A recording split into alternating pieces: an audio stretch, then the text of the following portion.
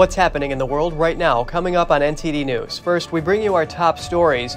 A sticky situation during testimony on cross-sex procedures. Congressman Dan Crenshaw demanded answers from an Ivy League witness on which studies provide evidence of the benefits of such procedures.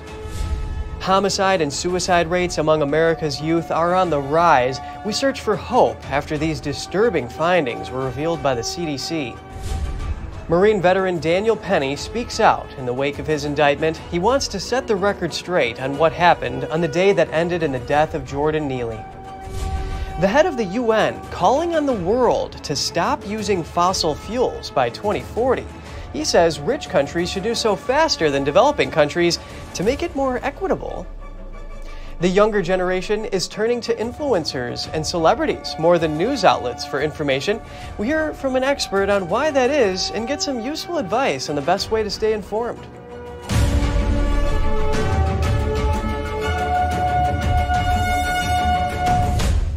Welcome to NTD News Today. I'm Kevin Hogan. Our top news centers on a heated exchange on Capitol Hill this week. The topic was cross-sex procedures for minors. Congressman Dan Crenshaw challenged a Democrat witness to provide evidence of the benefits of such surgeries and medications. NTD's Daniel Monahan has more on the testimony. Representative Dan Crenshaw is the sponsor of a bill that would remove funding from children's hospitals if they provide cross-sex procedures for minors. Not too long ago, I think we all agreed that performing double mastectomies on a 12-year-old girl was wrong. The congressman says the public is clear on the issue. He cited a May Washington Post poll that showed that 68% of Americans opposed using puberty blockers on children. Crenshaw says the number would have been much higher were the question to include surgical interventions. Now, maybe I'm an optimist, but I do believe that science and evidence will win out in the end. In the future, we will look back at these gender-affirming therapies as we now look at lobotomies and electroshock therapies. Crenshaw questioned Yale School of Medicine assistant professor Meredith McNamara during the hearing. The congressman said systematic reviews are the gold standard of evidence to understand whether something is working or not, whether such treatments are improving kids' underlying mental condition. He pointed out that the British Journal of Medicine looked at 61 systematic reviews with the conclusion that, quote, there is great uncertainty about the effects of puberty blockers, cross-sex hormones, and surgeries in young people. Crenshaw says the Journal of the Endocrine Society and the American Academy of Pediatrics had the same conclusion. According to Crenshaw, they all cite the lack of evidence. Tell me a journal that has done systematic reviews that cites different evidence, that cites strong evidence for benefits of these therapies. The standards of care were developed based on extensive... You're not telling me any journal, you're not telling me any study. Don't say standards of care. Yeah. So... tell me one. The standards of care. That's the standards of care. That's not a journal. That's not a study. That's not an organization. That's not an institution. You're just saying words. Name one study. McNamara didn't offer a single study prior to Crenshaw's time running out. Daniel Monahan, NTD News. Homicides and suicides among young Americans reached their highest levels in decades during the COVID-19 pandemic. That's according to a new CDC study. The report analyzed the homicide and suicide death rates among those aged 10 to 24 from 2001 to 2021. One key finding was that the homicide rate for the overall age group spiked by 37% from 2019 to 2020. Meanwhile, the suicide data showed a general upward trend after 2007. The suicide rate among those aged 10 to 24 increased by 62%, from about 7 deaths per 100,000 to 11. That's from 2007 to 2021. While suicide and homicide rates have gone up, academic scores for kids have gone down. Average math and reading scores among 4th and 8th graders saw their largest ever decline between 2019 and 2022. And it is sad that America's youth are lost to homicide and suicide at a higher rate. We hear a perspective on a path forward to remedy this.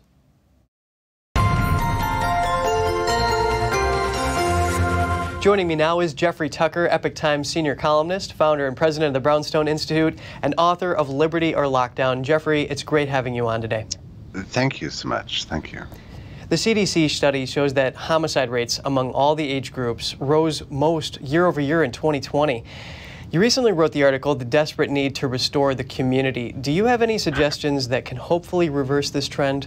Well, a lot of my suggestions are backwards looking. We never should have locked down. I mean, that was a disaster and imposed so-called social distancing, which is another way of saying wrecking the social order. You know, we closed people's churches, their community groups. We forbid live performances. The place where you hang out to get a beer with your friends and listen to the jazz band, that all went away.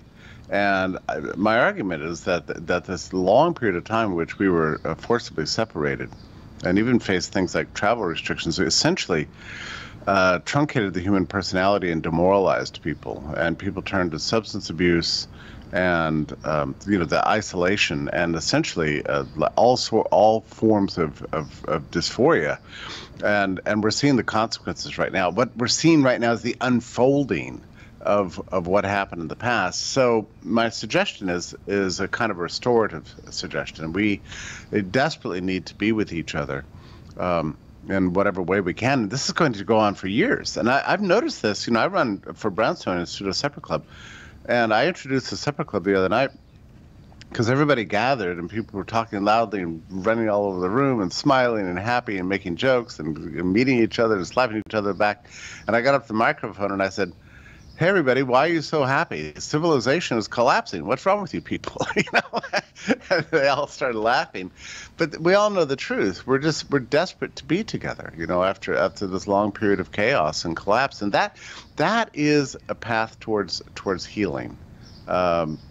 Young need to be with old. The old needs to be with each other. We need to restore our families, and we're going to have to take concerted efforts in this way. Get out in the community. We all became habituated to what is a very dangerous kind of social isolation. You know, sitting in our apartments, in our dorm rooms, whatever, staring at screens, is not the best path to restoring the human personality or developing it. We've got to stop this. And Jeffrey, you do make a good point that person-to-person interaction is very important. I do want to point out something interesting here from the Brookings Institute. It shows that connection between violence and place is something that they were making a mention of. It cites that in cities, violence is often concentrated in disinvested neighborhoods, and it can even be localized to individual streets. And they think that there's growing evidence that rehabilitating vacant lots and adding more community organizations can help bring down this type of crime. You wrote the book, The Market Loves You. Is there any way that markets, in the traditional sense, can help in this area? The thesis of the book is that markets provide a means by which we're able to be valued as individuals. So C.S. Lewis distinguishes 4 levels of love. It's not just one love. There are many loves. One of those is just friendship and casual association. Just all of us making efforts to affirm the dignity of others, in exchange for which we get affirmed ourselves. We unleash not love, but hatred and pathology and destruction of the human personality in ways in which we can't even conceive of. I mean, it's all around us right now. So yes, restoration is going to take a very, very long time, probably a generation, but it's going to come through ever more human association and connection, and a decentralization and a deregulation of market forces to allow individuals to exercise their volition, to enable small businesses to thrive again, to encourage entrepreneurship and dreaming and service of others through market enterprise and exchange. So I believe this very strongly, and I think it's the way forward. And I think many people would agree with you that affirmation, dignity, and friendship are all key factors in improving mental health. Jeffrey Tucker, founder and president of the Brownstone Institute, it is great having your analysis. Well, thank you so much for letting me talk. A grand jury has indicted Marine veteran Daniel Penny in the death of Jordan Neely, a homeless man. Penny put the New York City subway rider in a fatal chokehold. NTD's Daniel Monahan has Penny's comments on what happened. When Penny finished a college class at around 2:15 on the fatal day, he had no idea what awaited him. He got on an uptown F train and let the tunes in his headphones carry him away. At 2nd Avenue, a man stumbled on, ripped off his jacket, and threw it at passengers. The man's yelling got Penny's attention, and he removed his headphones. And the 3 main threats that he repeated over and over was, "I'm going to kill you, I'm prepared to go to jail for life, and I'm willing to die." At 6'2", Penny's definitely not small in stature, but he says Neely was bigger and he was afraid. But Penny says the Marines taught him the core value of courage, and that courage is not the absence of fear, but how you handle that fear. And You know, I was scared for myself, but I looked around, I saw women and children. He was yelling in their faces, saying these threats. I couldn't just sit still. Penny says any attempt to make what happened about race is absolutely ridiculous. I didn't see a black man threatening passengers. I saw a man threatening passengers. A lot of those passengers, as Penny points out, were also people of different races. Neely's death prompted protests, setting off a debate about vigilantism and public safety in New York City. Neely had a long rap sheet and had recently pled guilty to punching a 67-year-old woman in her face. The attack broke her nose and fractured her orbital bone. Daniel Monahan, NTD News. The head of the United Nations is strongly advocating against fossil fuel companies. He's accusing them of betraying future generations. Here are the clips. United Nations Secretary General Antonio Guterres on Thursday strongly advocated for getting rid of fossil fuels. He's accusing fossil fuel companies of betraying future generations and undermining efforts to phase out their products. I see a lack of ambition, a lack of trust, a lack of support, a lack of cooperation, and an abundance of problems around clarity and credibility. The climate agenda is being undermined. At a time when we should be accelerating action, there is backtracking. Guterres said fossil fuels are incompatible with human survival. Current policies are taking the world to a 2.8-degree temperature rise by the end of the century. That spells catastrophe, yet the collective response remains pitiful. Guterres wants the industry to put forward a credible plan for shifting to modern ways of energy production, which he calls clean energy. He also urged rich countries to commit to phasing out coal by 2030, and other countries to follow suit a decade later. Some say coal is the most polluting fossil fuel. I have proposed the Climate Solidarity Pact, in which all big emitters would make extra efforts to cut emissions, and wealthier countries supporting emerging economies to do so. Guterres also dismissed ideas that fossil fuel companies can keep up production if they find a way to capture carbon emissions. This comes ahead of the UN's 28th Climate Change Conference, which is set to take place in Dubai later this year. The UN this week confirmed reports that it will require attendees to disclose their affiliation beforehand. That's to make sure representatives of fossil fuel companies can't have any impact at the conference. Just ahead, student loan payments will resume in the fall. Can students afford it? It seems like many will struggle.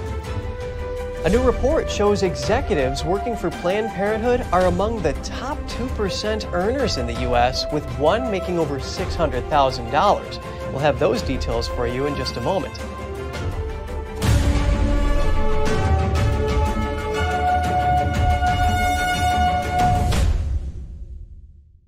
Share your favorite photos honoring Dad this Father's Day for a chance to win $1,000 in cash.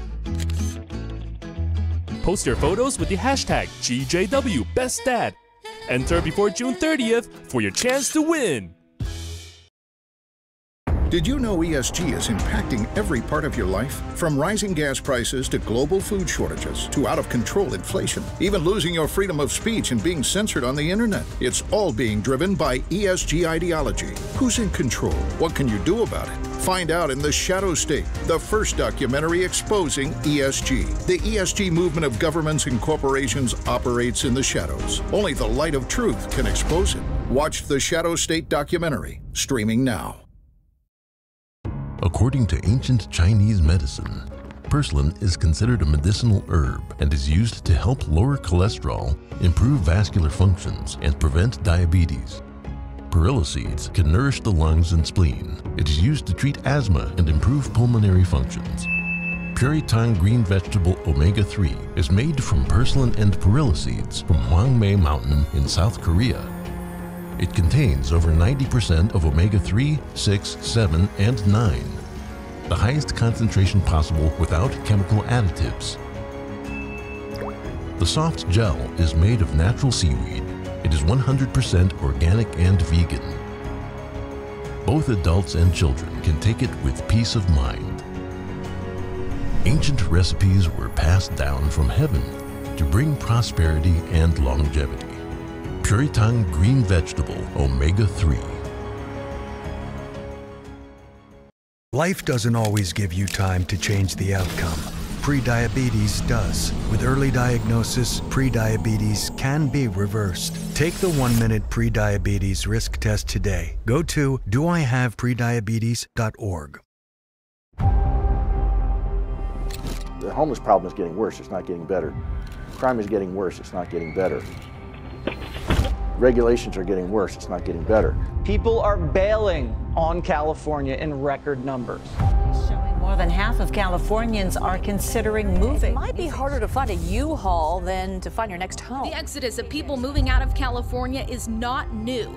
No sane person would want to leave California if they could make it here. For the first time ever, people are leaving. In 2020, California lost 650,000 people. Several high-profile companies have moved their headquarters. This place is going to sink. Watch, they already have high taxes. Our problems are man-made. All you have to do is pay attention. It's the money that's doing the talking, the California legislature. It can't go on forever like this. There's a lot of people that you would be surprised by their stories.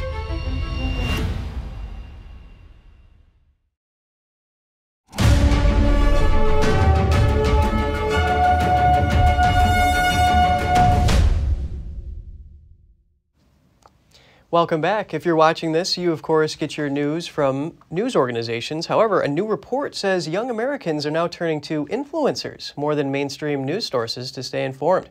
The findings were revealed by the Reuters Institute for the Study of Journalism.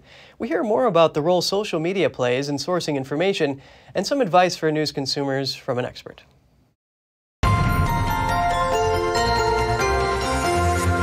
Please welcome Kaylee Pear, social media expert and strategist and CEO of Paired Up.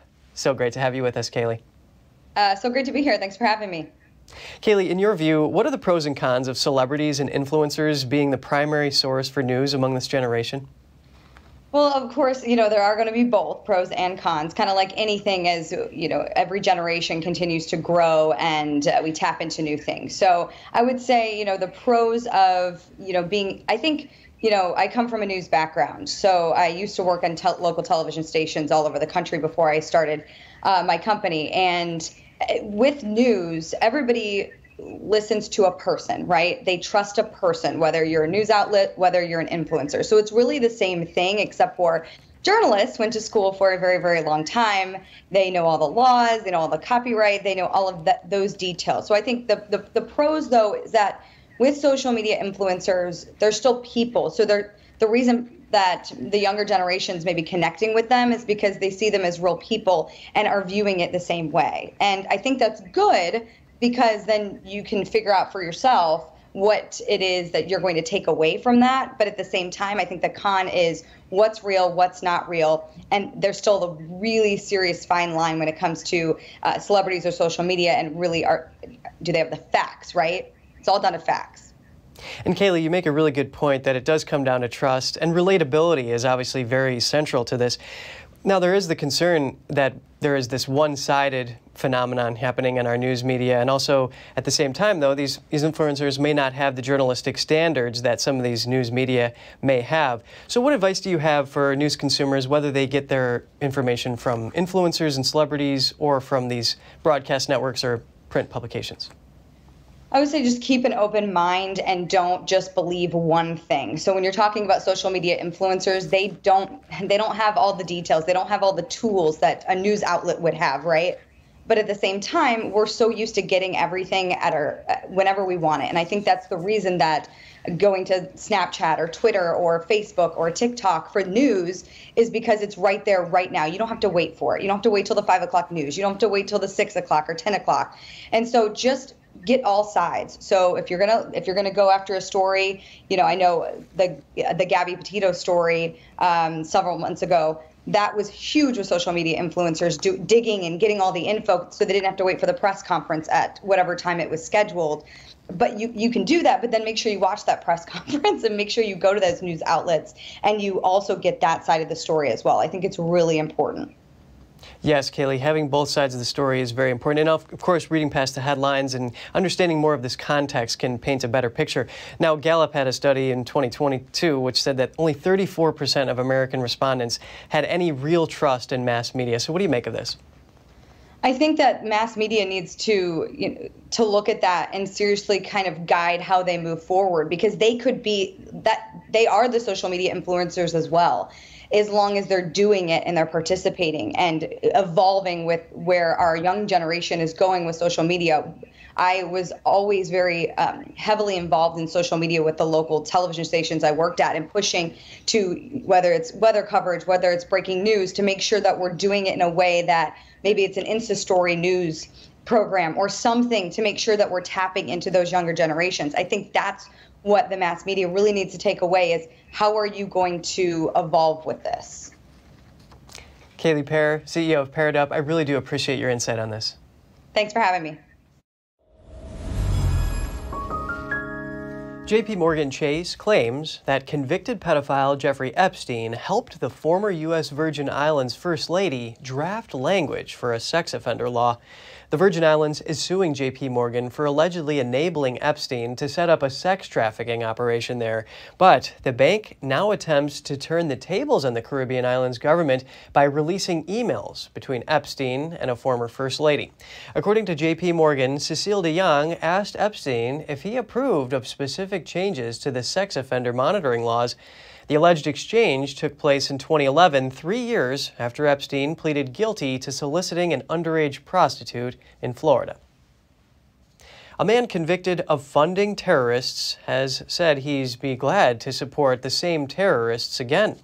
He was released under the First Step Act after serving only 23 years of a 30-year sentence. Authorities convicted the Lebanese man in 2002 for providing material support to Hezbollah, a terrorist group based in Lebanon. Mohammed Yusuf Mohammed illegally immigrated to the U.S. in 1992. Originally sentenced to 155 years in prison, his punishment was later vacated by the Supreme Court. He was sentenced again to 30 years in 2011. The First Step Act is a bipartisan criminal justice bill passed in 2018. It is aimed at reforming federal prisons and sentencing laws. The goal is to reduce the federal inmate population, maintain public safety, and reduce the number of repeat offenders. Attorneys for an Indiana man accused of killing 2 girls say he was mistreated in prison. His lawyers are now requesting relocation to a different facility. Richard Allen was arrested last October for killing 2 teen girls in 2017. The victims' bodies were found outside their hometown of Delphi, Indiana. According to local media outlet WRTV, prosecutors say Allen confessed to the double murder on multiple occasions, but his attorneys claim his statements have no credibility, citing his mental state.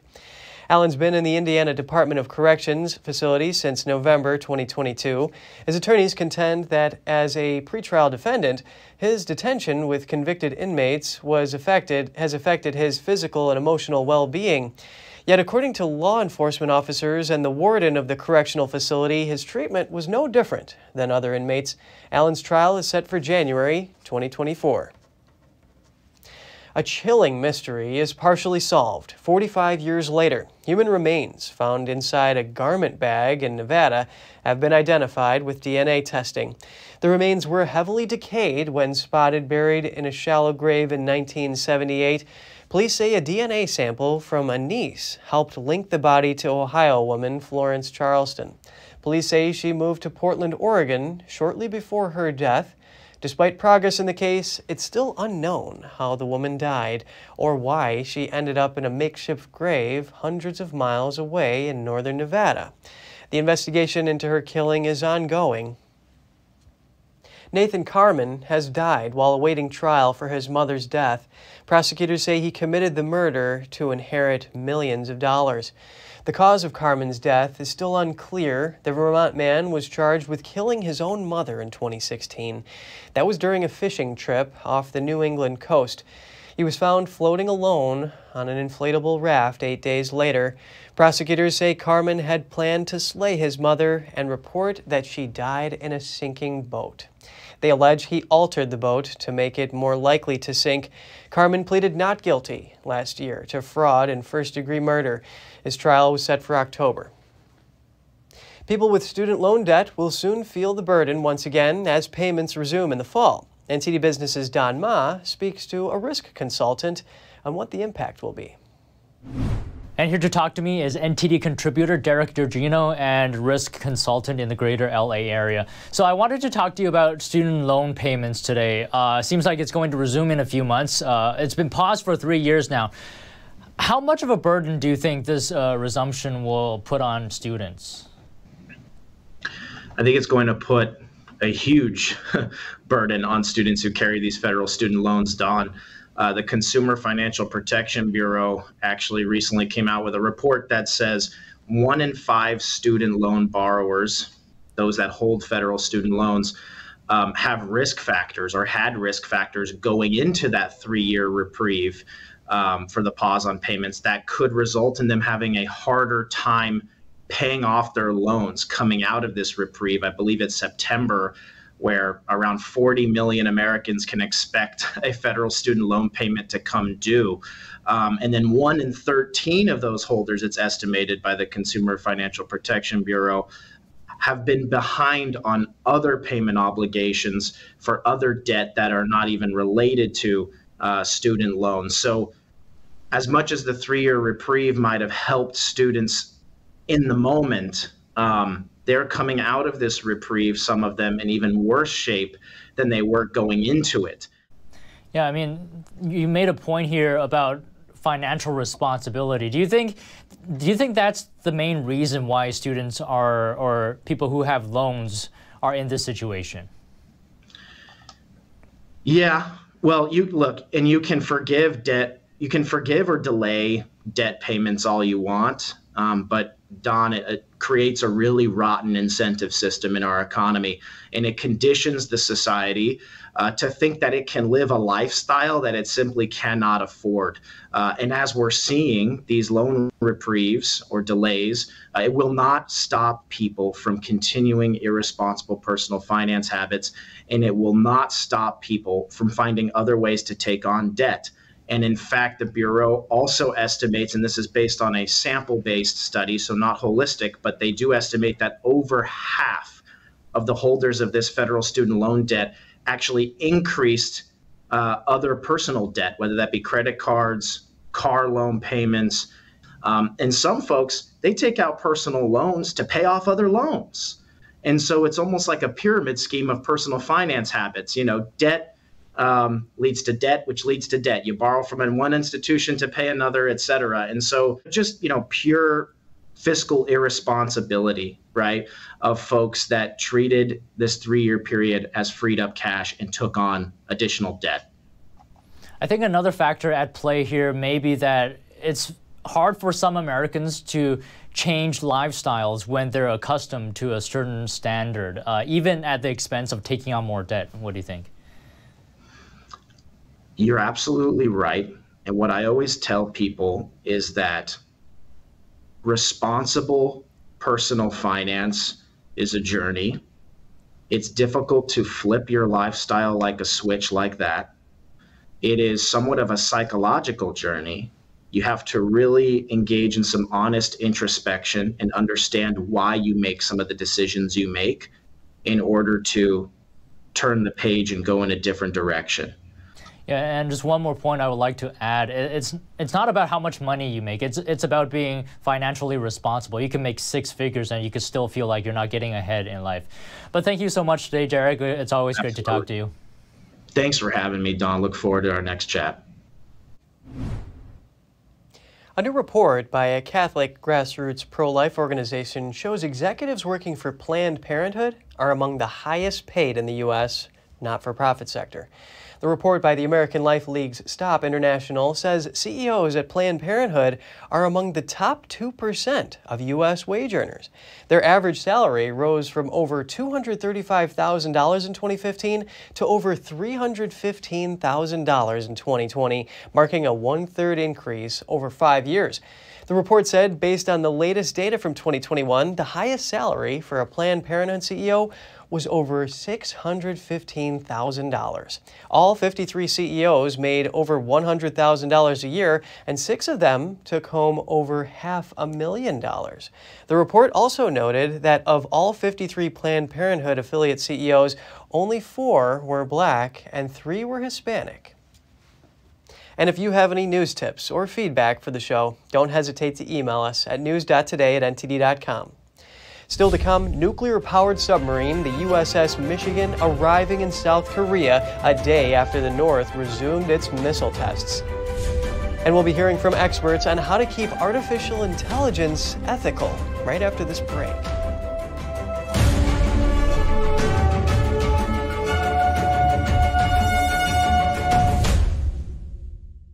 Shenyun Creations, the streaming platform from Shenyun, featuring world-class dance, past programs, and all original music.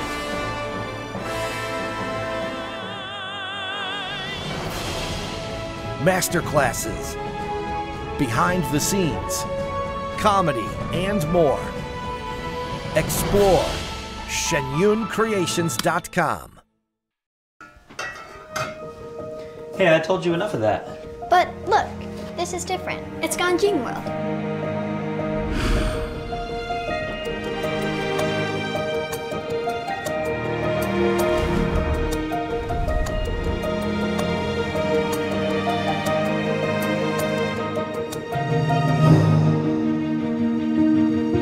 Ganjin World.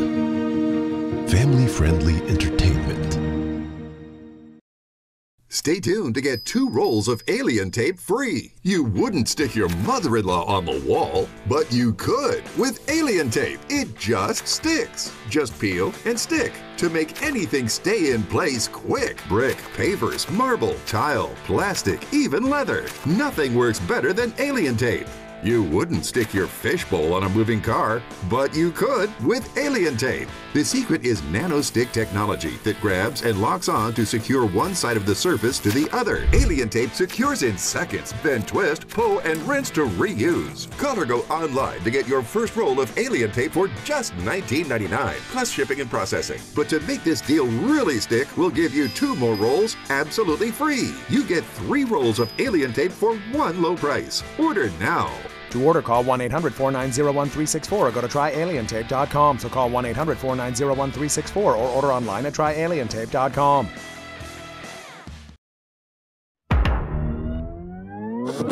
Tired of scrolling Netflix? Trying to find something that's worth watching? Want to skip the censorship in mainstream media?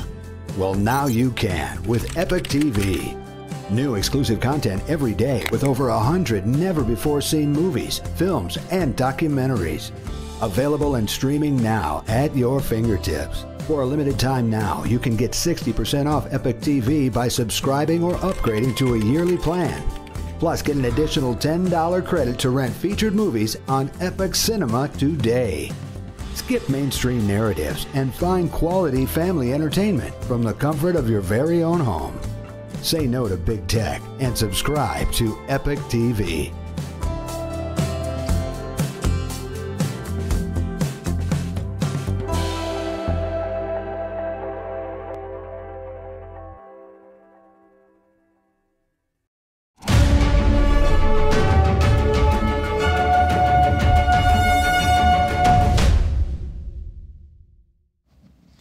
Good to have you back. We're taking you to the Pacific now. The U.S. submarine, nuclear-powered submarine, has arrived in South Korea today, a day after North Korea fired 2 short-range missiles yesterday off its east coast.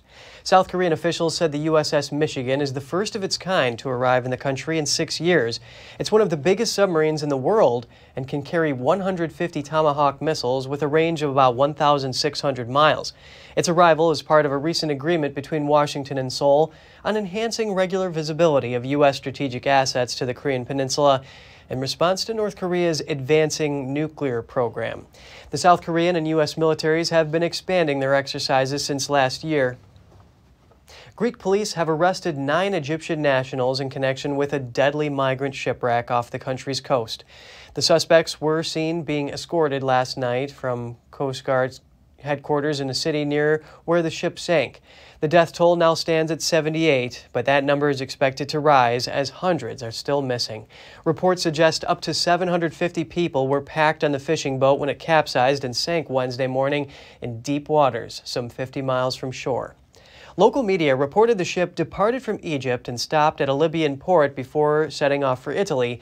Officials said the people on the ship repeatedly rejected assistance from Greece's Coast Guard, making a rescue operation impossible. A Swiss cyclist died today, one day after crashing and falling down a ravine during a descent at the Tour de Suisse. Gino Maeda crashed with American cyclist Magnus Sheffield on a fast downhill road in southeastern Switzerland. Medical staff found him motionless in the water. They performed CPR before he was airlifted to the hospital. 26-year-old Maeda was one of Switzerland's best young riders.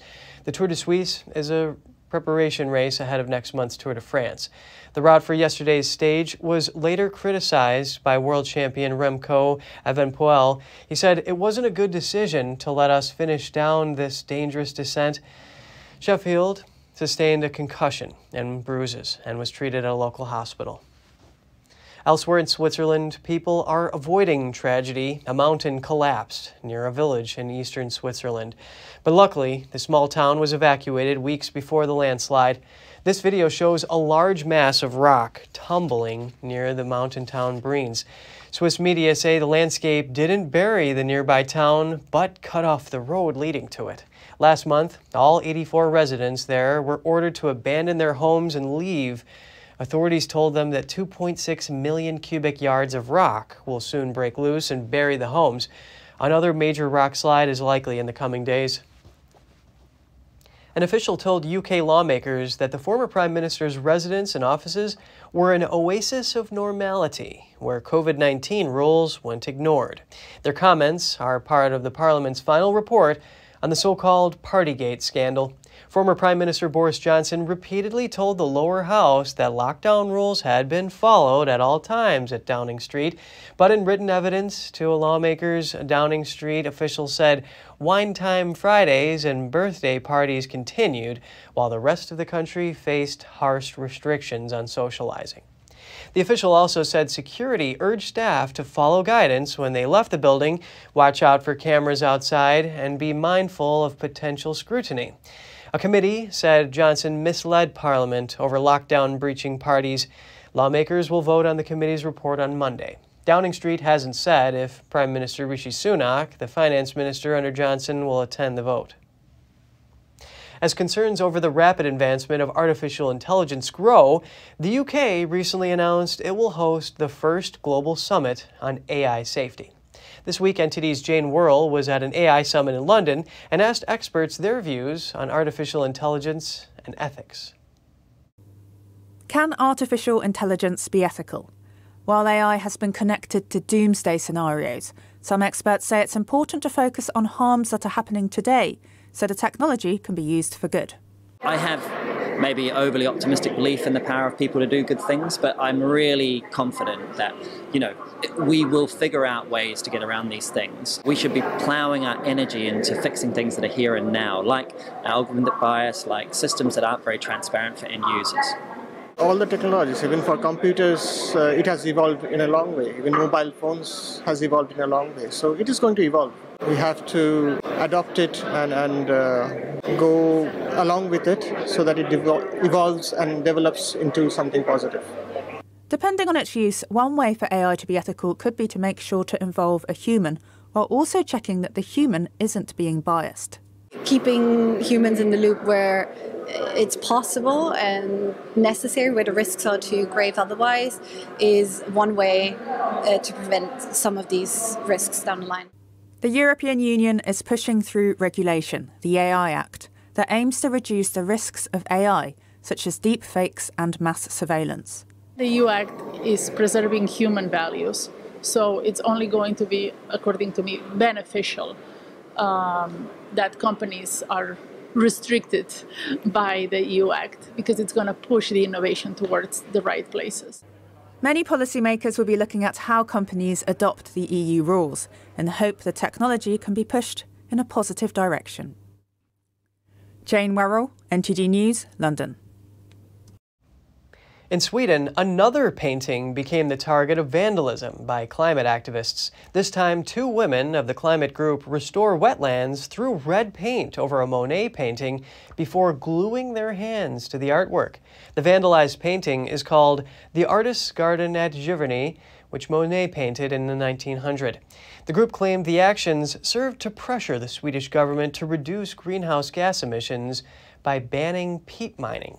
The incident is the latest in a series of vandalisms. Last year, the British group Just Stop Oil made headlines after throwing tomato soup at Vincent van Gogh's Sunflowers in London's National Gallery. The same group also glued themselves to the frame of an early copy of Leonardo da Vinci's The Last Supper at London's Royal Academy of Arts. They did the same to John Constable's The Hay Wain, also in the National Gallery. Luckily, there was no damage to the painting, which was encased in glass. It was on loan at the gallery from the Orsay Museum in Paris. The vandals were arrested following the incident. And just ahead, Ukrainian teenagers in Warsaw prepare for their final Ukrainian school exams. Many younger students attend Polish schools while trying to keep up with Ukrainian curriculum as well. The Hungarian police force has taken in a special dog. He's an army dog that was injured in Ukraine. Now he's living a new life, so stay tuned for that story in just a moment.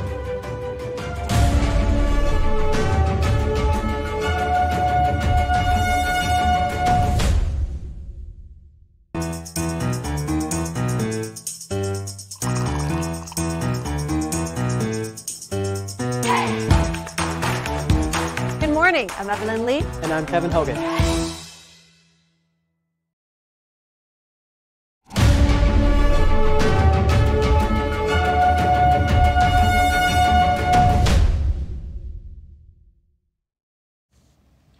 Welcome back. Russian forces have destroyed or damaged thousands of schools in Ukraine, but it's also disrupting the education of Ukrainian children far beyond the war zone. NTD's Andrew Thomas has more on wartime learning. Ukrainian teenagers in Warsaw are preparing for their final Ukrainian state school exams. Poland has taken in about 1.5 million Ukrainian refugees, the most of any country.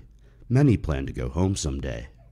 16-year-old Polina Plochenko is taking online classes with her school on the front lines in Kherson. Bombs often send her teachers fleeing into shelters. Sometimes we don't have lessons because towns where teachers are bombed, and sometimes teachers should go to the bomb shelters, or they have problems with internet. The war has also inflicted psychological trauma on children. The ongoing conflict makes it difficult for students to focus on their studies. A deficit of education, in my opinion, has started since the coronavirus, when we were under quarantine. Surely, online education at that time didn't cover everything that offline education had to offer. Of course, war had a great influence. It took away children's ability to study. 9-year-old Milana Minenko doesn't play the piano anymore. Russian forces destroyed her home with a missile on the second day of the war. The 4th grader and her parents found refuge in Poland.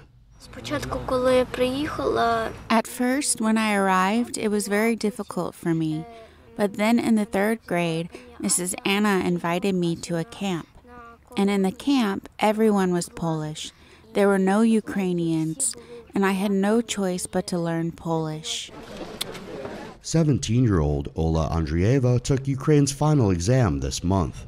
The teenage rite of passage felt surreal.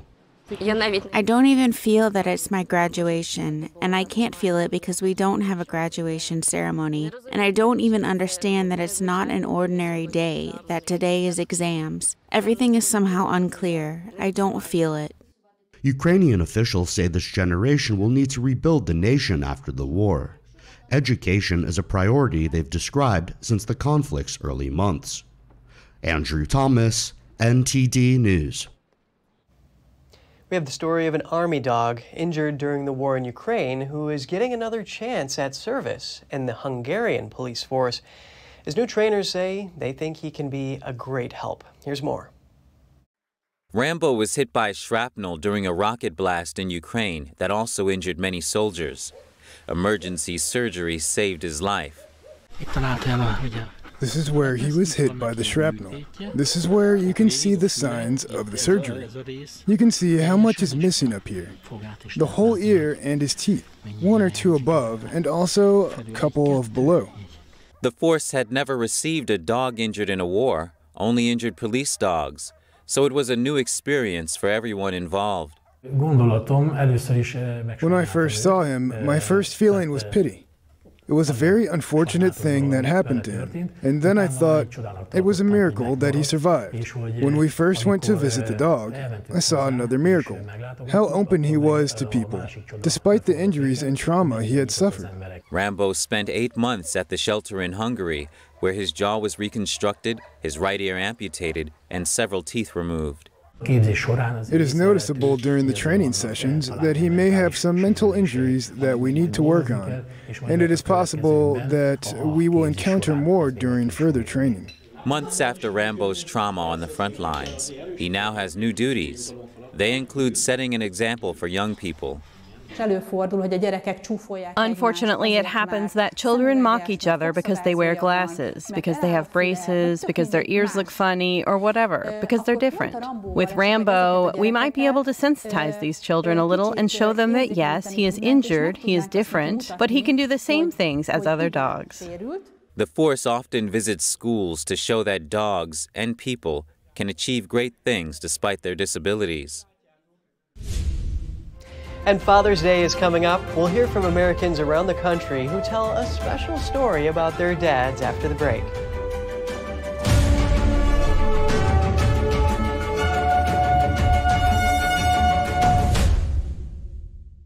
Freedom is not free, and neither is the truth. In order to bring you the facts, our reporters are out there on the front lines getting the true story. Some of them served 10 years of prison in China. We've been censored on social media. Our Hong Kong printing offices were set on fire, and we've been repeatedly attacked by the Chinese Communist Party. But no matter what, we believe that you deserve the truth, and so we continue to bring the truth to light. Head on over to getepic.com and try honest journalism that is based in truth and tradition. We'd love to have you on board. I'll never forget the day I nearly died. I was a young journalist with a great career, starting a family. The only way we found out I had any kind of heart issue was when I went into sudden death. My coworkers sprung into action. They'd recently been trained in life-saving CPR protocols developed by the American Heart Association. They're the ones that kept me alive until the medics came. They did many tests on me in the hospital after my cardiac arrest and found my arrhythmias and created a treatment plan. My pacemaker, my defibrillator, different surgical procedures I've been, all with research from the American Heart Association. That makes it pretty personal. I think unless you are a heart disease patient, you may not know how much work the American Heart Association does behind the scenes to save your life. That's why I'm doing everything I can to pay it forward, and I urge you to become a monthly donor. Your support will help get the next person trained in CPR, the next hospital to be certified in high-quality cardiovascular care, the next medical breakthrough, one that could save your life or the life of someone you love. Heart disease kills 1 in 5 Americans, and we urgently need your help to save lives. Go to helpheart.org or call now to become a monthly donor today. When you become a monthly donor, you'll help sustain life-saving work all year long. And when you start your monthly gift of $19 a month, just 63 cents a day, you'll get a t-shirt like this one. From the moment you put it on, you'll help raise awareness for heart disease and stroke. Since my cardiac arrest, I've had 2 more children. I've watched all 3 of my children grow into adulthood. I'm gonna cry now. Graduate from college, my daughter got married. I have grandchildren, and I'm still here. Call now or visit helpheart.org to become a monthly donor today. Because it's personal.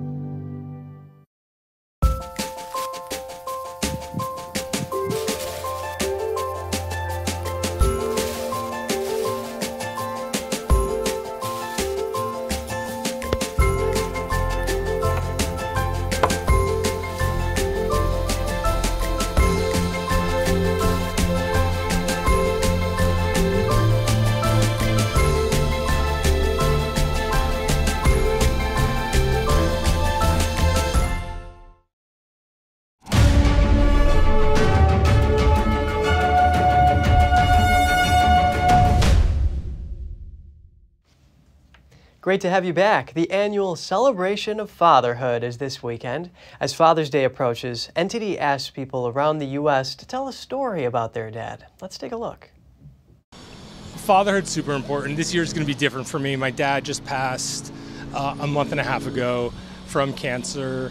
So it's a bittersweet Father's Day just because he's not around, but I also know that he's not in pain anymore. He always would make sure that we had Pop-Tarts in the car when he was driving us to school. My mom didn't typically let us have those, so he had Pop-Tarts in the car for us, and we would eat them for breakfast on the way to school. Even though he wasn't around as much, he still made it to, a lot of my stuff like swim meets or any kind of extra events that I had as much as he could. So it was just appreciative, even though, again, I know he was working hard to give us a better life. My sisters and I, we would just usually cook breakfast for him and bring it up. Wasn't particularly funny, but he really loved it. And of course, we usually burnt it or, but just the fact his 3 little girls coming in with breakfast was a special time. Particular story is just him protecting me and my sister. And we were bike riding one day, and sure enough, a couple dogs came to attack, and he basically got off his bike, grabbed his bike, and used that as a weapon or force field to protect us. For over 50 years of my life, I saw him as the leader of our family. But he was he had a servant heart. He led by serving and had a quietness about him, but wisdom, lots of wisdom. And gained so much from that, and hopefully have passed it on down through the next generation. Yes. Anywhere we went, he would always talk about the animals and nature and the world, and I think that helped me process how to be in the world as a kid without needing to be entertained all the time by external distractions and whatnot. So I do my best to take my kids out into the natural world and just let them be, You may have heard of video platform Ganjing World. It's hosting its first Father's Day Photo Awards. The winner will receive a grand prize of $1,000. Participants may upload an unlimited number of photo entries until the end of June. It could be their best dad moment, father and me photos, or photography to show their love. The name Ganjing World comes from Chinese, meaning clean world. The information portal was founded by Chinese dissidents who fled communist China. It is a new form of clean social media with the goal of creating a digital town square that is family-friendly. And that's all for today's program. We're really glad to have you with us. Please send us an email if you'd like to tell us something. We're going to put it on screen. For podcasters, that's news.today@ntd.com. I'm Kevin Hogan, NTD News, New York City.